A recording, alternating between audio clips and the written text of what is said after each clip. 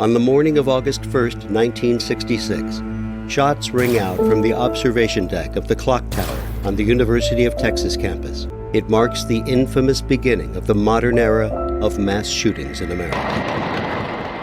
I'm Sarah Ferris, true crime podcaster. And I'm Katherine Schweit, the former head of the FBI's active shooter program. And you're listening to Stop the Killing.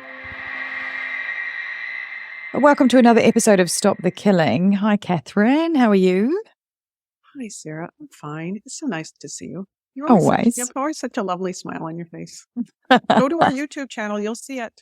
That's true. Go at Sarah Ferris Media. There's lots of videos going up actually weekly, so do that.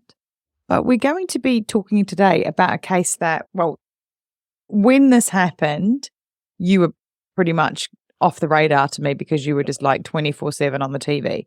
So it's the case that happened on the 25th of October, the year just gone, so 2023, in Lewiston, Maine. And we did do a special episode of it when it happened, and we did promise to come back when we had more details. So let's take a run at this case from the beginning. I think that it is a great, a set of facts that is still kind of coming together because it is kind of, it takes about a year to put together a full after action where you feel like you really have a picture of what occurred. But I think we have a lot of distance from it. So we've pieced a lot of it together. And we as a population, not me and you. So the shooting occurred in two locations about 10 minutes apart in Maine, in a relatively rural area that also impacted, how fast and how many law enforcement could get there. But what we have is a 40-year-old person who goes into two different locations. One is like a bar and restaurant, and one is kind of a bowling alley. He's local. This is his neighborhoods. This is, places where he frequents or has frequented. And he goes into the first place, shoots, and then goes 10 minutes down the road, goes into the second place. Police are responding. They're getting a call, and they're responding to the first place. And he is down the road going to the second bar and grill and shoot, right? And then he takes off. So just to set the stage, that's what everybody's dealing with and police are dealing with at the time. And it creates this intensive manhunt because we have an individual that we don't know anything about except that we see his photograph immediately captured at the recreational center, the just-in-time recreational bowling alley. And they know who he is. And they don't release that information per se. They don't say, hey, we're looking for this guy, but they know who they're looking for. And the still photographs that are released immediately show an individual who is holding a assault style rifle. Right. And he is holding it the way I would hold it. He is spot on. This is not the first time he has picked this weapon up. That's very clear, which might also account for the number of people who are killed, because he shoots and fatally injures 18, one of the worst shootings that's ever occurred in the United States, and injures another 13, and terrorizes this small town of Lewiston, Maine, which is in the northeast part of the United States. It's just super, super sad. And the follow through and the way that information is pieced together, the story is not over. He had gathered together and planned to do this. He had purchased, extended magazines and the weapon that he used and ammunition that he needed. And when he showed up, he just showed up in his kind of like his regular clothes. And it was like 7:00 at night. So the shooting itself in some ways was unextraordinary. Law enforcement was there within a few minutes. I think 3 or 4 minutes they were there for the first time. But once the shooting is underway, he was already headed down, 4 miles away. Yeah. 10 minutes away down the road, he was gone. The carnage is already done. This is why it's so important for us to think about prevention. This is why we do this podcast. Prevention, and owning it. There are a lot of drop balls here on the story that I'm going to tell you. Okay. And we'll get more information on more of them probably dropped over the next, 6 months or whatever is. There will be more lawsuits filed and more investigations and more materials come together. And we should say that as we're recording this, it's literally only been a month. It's the end of November. Tomorrow's the 1st of December. So it hasn't been that long. Yeah, definitely. That's why I said, it takes time to piece a case together, and there will be legal actions to come for quite a while based on the circumstances here. So let's just share some of these facts on what we knew ahead of time, what we knew beforehand. So I did interviews in Canada. I did BBC interviews. And when you say you interviewed with Canada, of course, they didn't know where this guy was for a long time. So, yeah, Almost I mean, 3 that's days. enough time Right. to get to Canada. And the Canadian officials were worried. I mean, the Canadian border is very porous. You can walk through forests. You can walk across gravel roads. There isn't a checkpoint at every single passing point, as there aren't in European countries. No. So my notes on this shooting, just so that I was always alert to what I should bring up, include these words: hearing voices, leaked plan, Oh, changes in behavior, weapons access, hospitalized, law enforcement could not find him. So let's kind of back up and look at the package as a whole. He is communicating with friends and family, as they say, and he is in the military reserves. So in the military reserves here, you do a little bit of time, like 2 weekends a month, you go do this. It's something like that, right? And so this shooting occurred in October.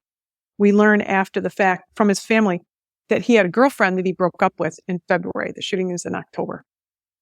He is taking medication. He stops taking medication. okay. Another there it is. big signal, right? Another big signal. He is broadcasting online. He begins to hallucinate. He has a brother. He has weapons that are at his brother and sister-in-law's house. They take the weapons away. At one point, they tell the police, "Oh, he's come back and gotten the weapons." Right? Just clarify that for me. So he had weapons, but his brother and sister-in-law or family members took those away from him. They were in a house, like a family house. And the brother and sister-in-law, after the fact, say, he came to get the guns. We wanted to keep him away from them, but he came to get the guns. And so he took them. So I think he has them. So they're trying to tell police what they've learned, what they know, piece by piece. And so because he has this breakup, he stops taking his medication. We know he has access to guns. The family members are told or decide he shouldn't have access to guns, right? His ex-wife, he's been married, his ex-wife and his son contact the police in May. And they say, boy, he's really paranoid and he's really angry. And by the way, he picked up 10 or 15 guns from the family's house. And we're kind of worried about it. And then, by the way, he's told the brother he kind of wants to shoot somebody. Just, I mean, that's quite a lot of leakage. A little bit. But the family is very concerned, right? And they convince him to go see a doctor. When they go to see him, he's got a gun in his hand. And they're like, hey, you need to go and, get some help. And so they're trying to figure out, right, what to do. They're trying to figure out how to help him. And he is in the Army Reserves. And so they had talked to the people in the Army Reserves because he has made threats. He goes to training in July. And again, all of this is soup salad that comes together, right? All this is a big salad. Soup salad, together. what a great way to put it. Yeah. So it's initially he's in the Army Reserve. So they reach out and they're like, hey, law enforcement, Army Reserves, family. You got a lot of people around this guy trying to keep him on the on the straight and narrow, right? And the military says, yeah, he kind of seems angry, and we're going to sit down with him when we see him next, and we're going to come up with a plan to see if we can get him some help. No urgency, right? This is in like May. Okay. I think May, June, July.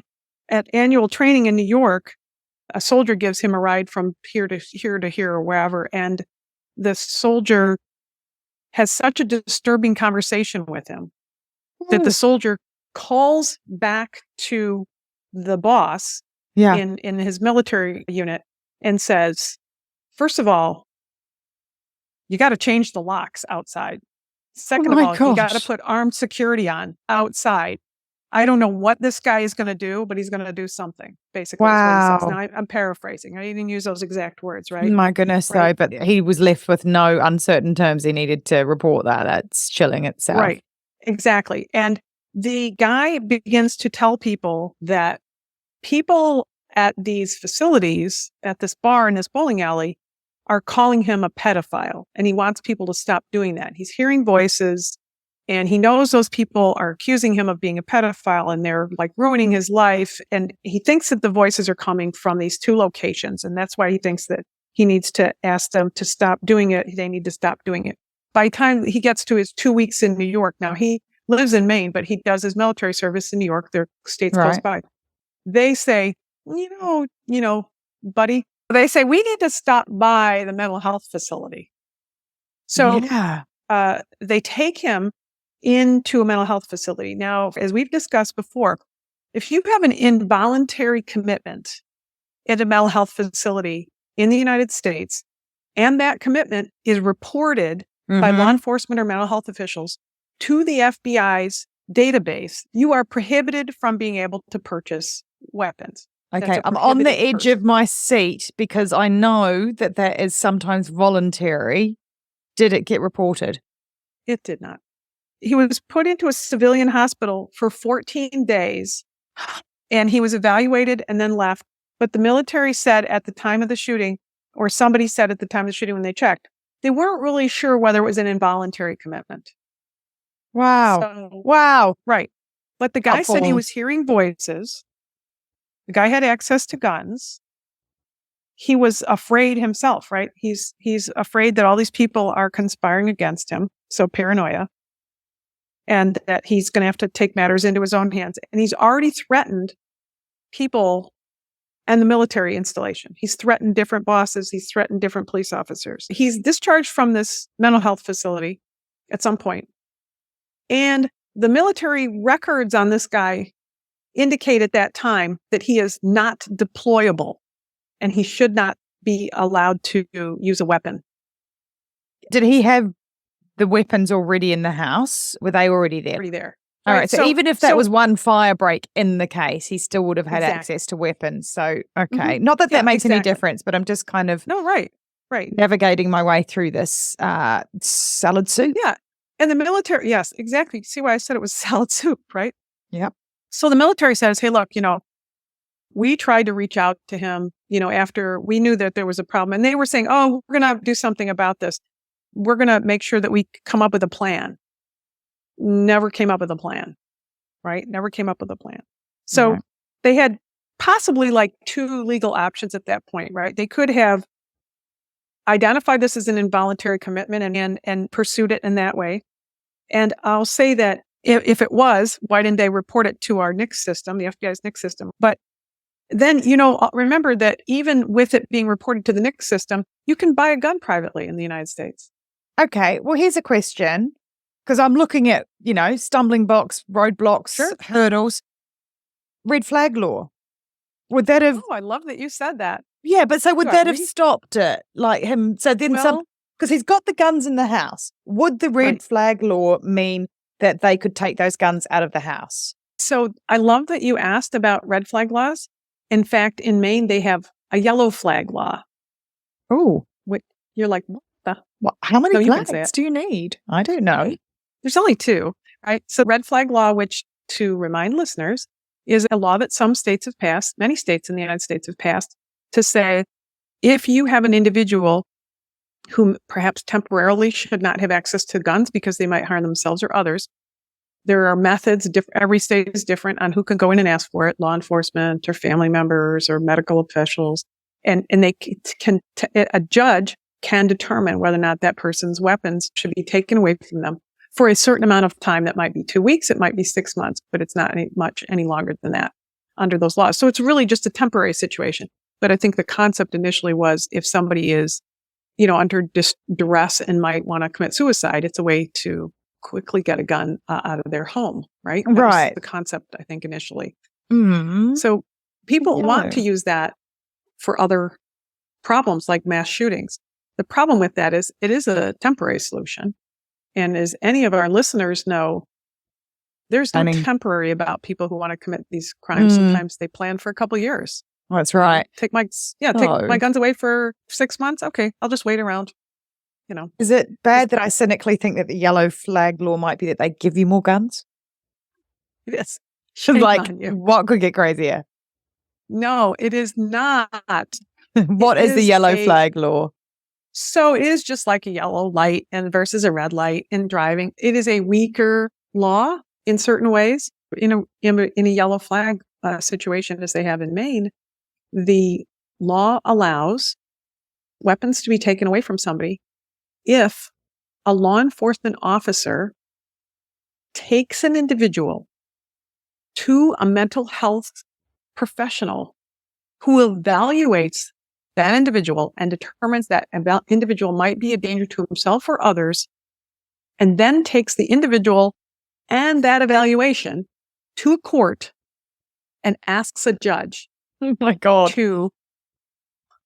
Right. So you know how many times that is happening? Yeah, that's a lot of resources. It seems like there's a lot of hoops to jump through.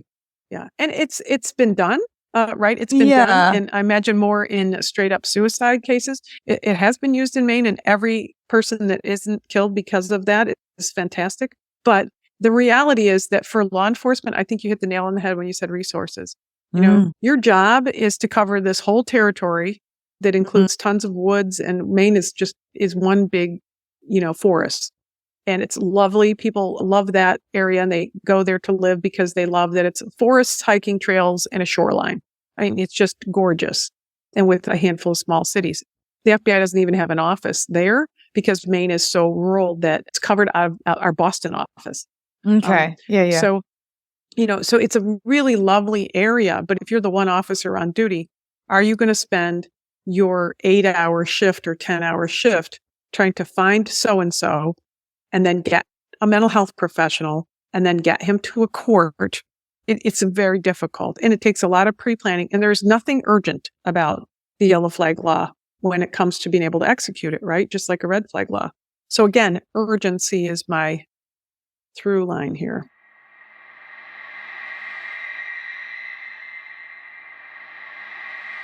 So this shooting occurs in October. In September, he actually threatens to shoot up the Army Reserve facility. He punches a soldier. He's notified by his supervisor.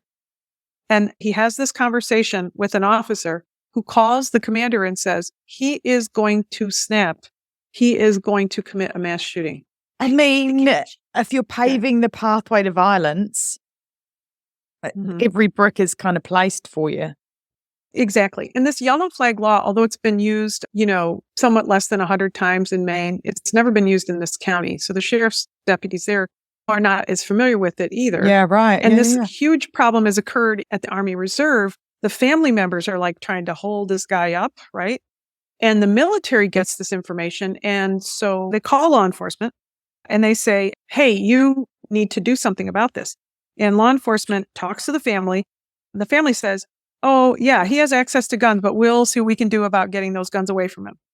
And the shooter doesn't live with the family members, right? So the sheriff's office is notified, and I'm giving you like all the pre, right? Because the afterwards, there's another afterwards part. But the pre part is everybody seems to know what's going on. But remember I mentioned there will be lawsuits to lawsuits to lawsuits because law enforcement was notified.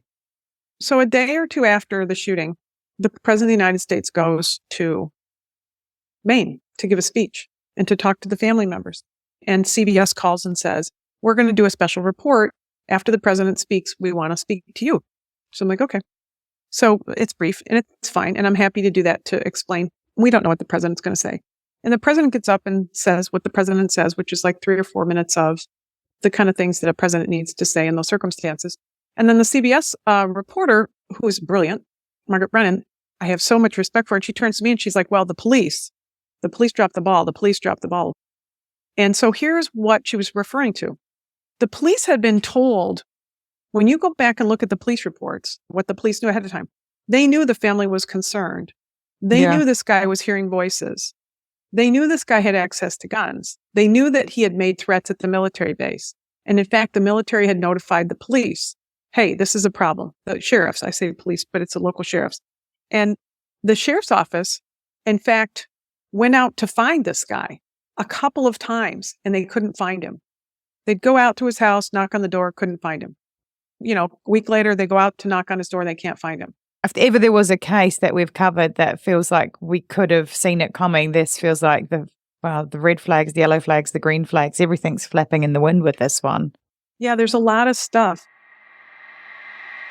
When he came back from the Army, when they'd reported and then said he's non-deployable, that same day he went out to purchase a silencer for his weapon. He wasn't allowed to purchase it because they asked him on the sheet, the yellow sheet, for his background. They said, have you ever been adjudicated as a mental defective, or have you been ever committed to a mental institution? And he says, yes. He's honest on his report. And so he's not allowed to buy the silencer. Wow. Let me just flip that one on its head. If he had not checked the box, then what happens? It goes through the system? Would they have found anything? Goes through the system, and the mental health care that he got in the military was not reported. Right. So if he hadn't have been honest, then he would have also had a silencer with him. Right. And it's building and building, right? And he was described by his commanders as a top marksman. Because he was described as a marksman, the sheriff's office, which was 45 minutes away, said that due to them being at a disadvantaged position, they decided to back away. According to police affidavits, he was being broadcast as a pedophile online, right? That's what he said. And so he thought it was coming from these people at this place. So he had a lot of problems, and a lot of people knew about it. And so when the anchor on CBS asked me after the president spoke, well, the police dropped the ball. I don't want to say the police didn't drop the ball, but I want to say there's a through line of a lack of urgency. Everybody knew this guy was struggling. Everybody knew this guy had access to guns. Everybody knew this guy was a problem, but it's hard for everybody to know what to do. And I think this is a massive and sad example of how we do not have a system built into our mental health care, built into our health care itself, built into our gun sales and systems themselves to do what is done in so many other countries, which is you want to buy a gun, we're going to have you come in and we're going to talk to you and we're going to talk to your neighbors and see whether we think that you are a person who should be able to have a license to buy a gun. And that's how it's done elsewhere, but it's not how it's done in the States. And, we may come to that at some point, but I think that's the missing pieces in the building blocks to create that safety net that we need. Because the signs were all out there in this case. So sad. I just want to tell you a couple of things about what happened after the shooting, because I think that's also valuable to understand the challenges. And we always look at an incident and try to decide how we can do better. We had 18 people killed here, including the shooter, another 13 injured. But here's what happened after it occurred. We all live in this world right now where when a shooting occurs in a school, the whole school's locked down. And when a shooting occurs in an office building, the office building's locked down. What we haven't quite figured out is when a shooting occurs in a city, do we lock the whole city down? So Michigan State University had a shooting, right, in this past year. I mentioned Michigan State University because their campus is like 9 square miles. So it's huge. It's like the size of a city, right? Yeah. 50,000 students, 20,000 of them who live on site. It's a huge area, 9 square miles. When the shooting occurred at Michigan State University, it was in the evening, the whole campus was put in lockdown. And it took them 3 hours to find the shooter after they got an image of him off of the camera. Somebody in the neighboring town identified him as a person they thought was walking on the street. Police approached him and he killed himself, but they discovered, yes, this was the shooter. And then the shooting lockdown was lifted for the campus, 9 square miles. So that became a discussion point of, we have one shooting that occurred in one moment in one area of campus, and then it was over. And then for hours, there was no shots being fired, no reason to believe that there was. We dealt with the same thing when the Boston bombers set off bombs at the end of the Boston Marathon many years ago. And as they say, a manhunt ensued and towns were shut down and people were told stay inside. Right. And the shooters were on the run and they were able to catch one and then eventually catch the other. Actually, I was just in FBI headquarters yesterday looking at the boat that the second shooter was found in, like 118 rounds or something fired into the boat. They've actually got the boat there. Yeah, the boat is in FBI headquarters on the tour. Come from London to Washington, D.C., and I'll take you on a tour inside FBI headquarters. It's on our FBI I tour. have to do that. It's a hard to get into tour, so stick with you me. You might be able to pull some strings for me. Pull a few strings, right? Exactly. Yeah, so I was just looking at the boat yesterday, which, ironically, the name of the boat, Slip Away. What? Just saying. I know. So this guy, he slips away, right, from his shooting, and he disappears, and he takes off in his car, and his car is found down the road a little bit at a river where there's a boat launch. Oh, so now, what is law enforcement faced with? Oh, right? My God. Any which direction, what vehicle? Exactly. Did he put stuff in a boat and climb into a boat and go? Did he do it at the boat dock because he wanted people to look for him on the river? And, did he go north? He was a hunter. He's a known woodsman. He's comfortable in the country. He could have packaged himself up and disappeared in the woods. And, might have taken months to find him or never, right? So police shut down the city of Lewiston, Maine. And when I mean shut down, they schools closed, businesses closed, nothing is happening in this town, right? And so no business is getting done, no kids are going to school, and people are more panicked. So this kind of leads to my first question, right? Which is, how safe is safe? And is that overkill to shut down a whole town because you're looking for a shooter? So that's my first question to you. Can I pose one back to you? How many times after these incidents has this would be a tertiary shooting happened? Did that happen in your experience? No. So, well, it's happened one or two times, right? One or two times. The Boston bombers killed a person, took his car, trying to get away. But do we see that with most of our shooters? All of our shooters? No. And in addition to that, the idea that they're taking off and where they're taking off and how much of an area, there's no more shooting going on. Have we created hysteria in the neighborhoods? I mean, you know what? I probably would have stayed at home anyway. I probably would have, right. But me being me is not probably groupthink. I would have been like, right, I'm so glad that I've got eyeballs on my kids and my husband and we're all in one place. Right. But practically, schools closed, businesses closed. We've just had buses COVID. Not running. I feel like we've just come out of that. It's just a whole thing. Hospitals, people are going to hospitals, or they're not going to hospitals. The knock-on effects of it are quite massive that you don't think of from your own sort of selfish point of view. Yes, I've got all my eyeballs on people. But I can see both sides of the coin. Do you order a mandatory shutdown of a town? Mandatory shutdown of businesses. Yeah. And how long do you let that go? Did you feel that was an extreme action when it happened? When it first happened, as I said, I did so many interviews, and I was living it with everybody else. And after a day, news reporters started asking me, how long are they going to leave this town shut down? How long are they leave this whole area shut down? And I said, they're going to have to lift it. Realistically, shootings happen in the United States. We don't shut down a town because somebody shot somebody.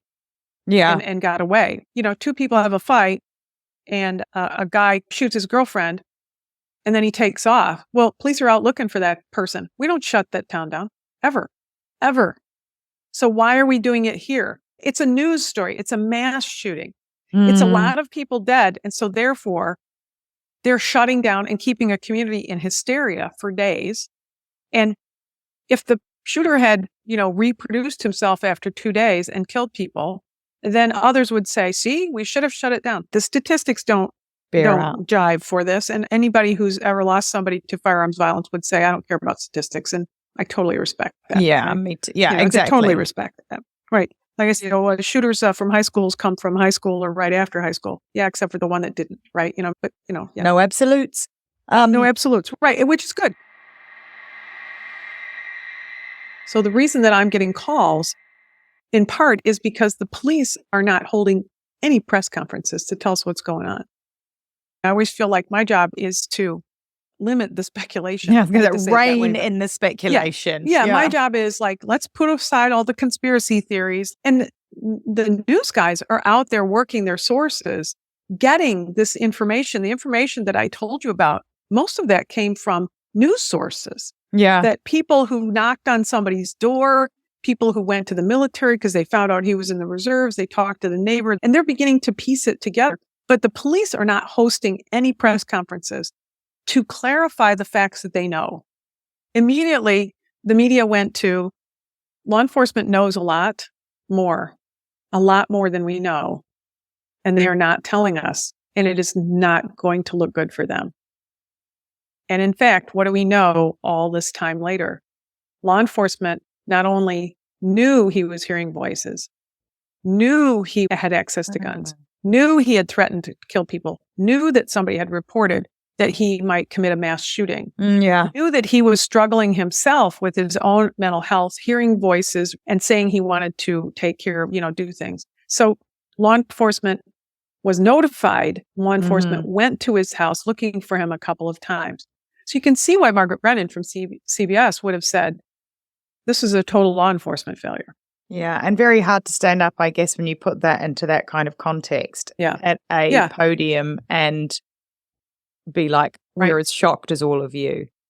Right. So I don't begrudge her for asking me that question. That was her job, and that was important to do. I think it was important for me to have the public understand that law enforcement is the last resort. And yes, they failed. Perhaps here they failed.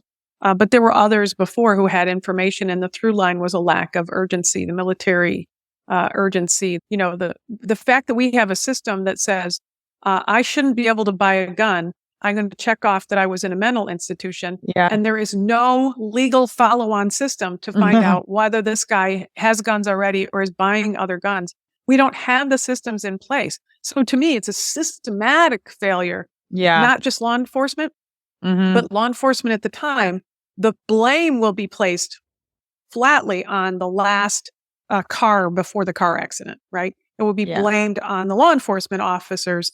And I guess I see the bigger picture, and not defending law enforcement's lack of urgency or not. And I'm not there. I don't know what the report said. I don't know who went out and tried to find him, what the circumstances were, right? As we speak right now, and more will come out and tell us a lot more. Yeah. But that idea that there was no press conference. So media has to speculate about what they know and look to their sources and call other people, including calling inside sources in the law enforcement offices, right? They're calling police who are going off the record on background, providing information. So we're getting out information that isn't necessarily whole or accurate, which is no help in an investigation where the entire town is shut down for 3 days.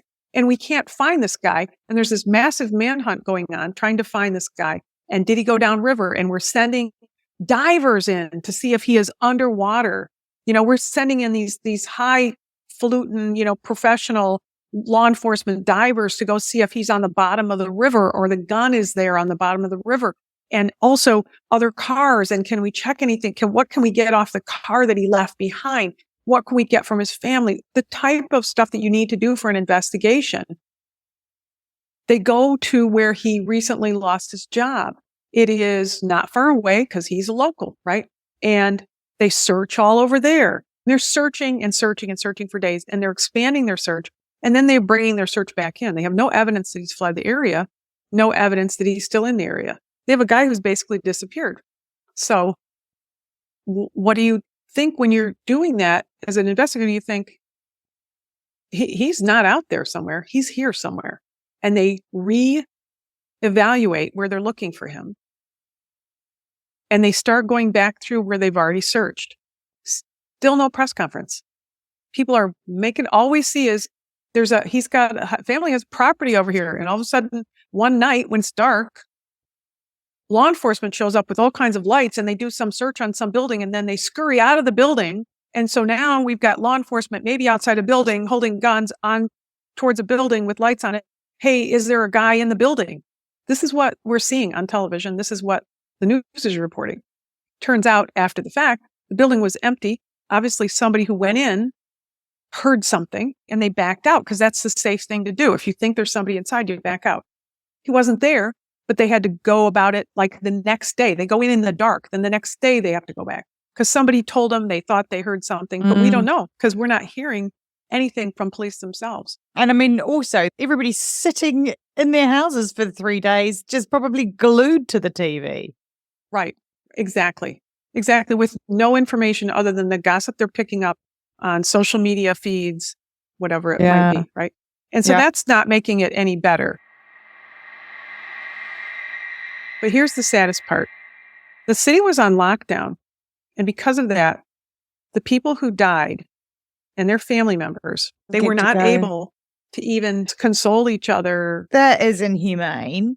Could you not have created a safe space with security or something? I guess resources were thin, but wow, that's just a really horrible reality of that.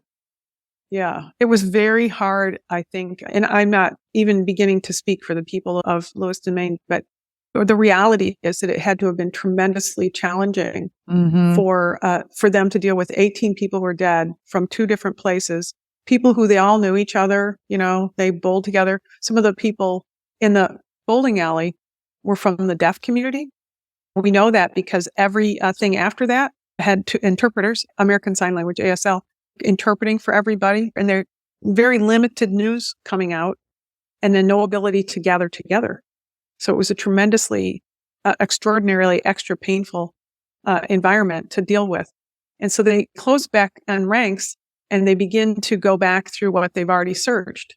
And they go to the building where he was employed, and they search the building where he was employed, got fired, and they don't find him there. But outside the building, there are trucks, containers. And there are like 60 or something, like 50 or 60 containers. And 3 days later, they find out that he's died of a self-inflicted gunshot wound, and he is inside one of those trucks. And that coroner says it probably happened that very day. Wow. So everything is sad about it because it's really hard to talk about the case and not say, this is something we could have prevented. Yeah, I think that's fair. So there'll be a lot more to come on this case, but I did want to share with you kind of the updated information that we had on it, and know that, as I said, it takes time for reports to come out. Criticize what you may. Law enforcement is pretty darn good about criticizing themselves after the fact and seeing what they could have done better. And there will be lawsuits from family members and others. But everybody down the road, I'm sure, who's involved is kind of reevaluating. Maybe I should have done something. Maybe I could have been more urgent. Maybe I should have been clearer. Maybe I should not have worried about him being mad at me. Make it somebody else's problem. It's really easy to make it law enforcement's problem or somebody else's problem. But it's all of our problems. And that's really why we do the podcast, because we want everybody to know they can participate in stopping the killing.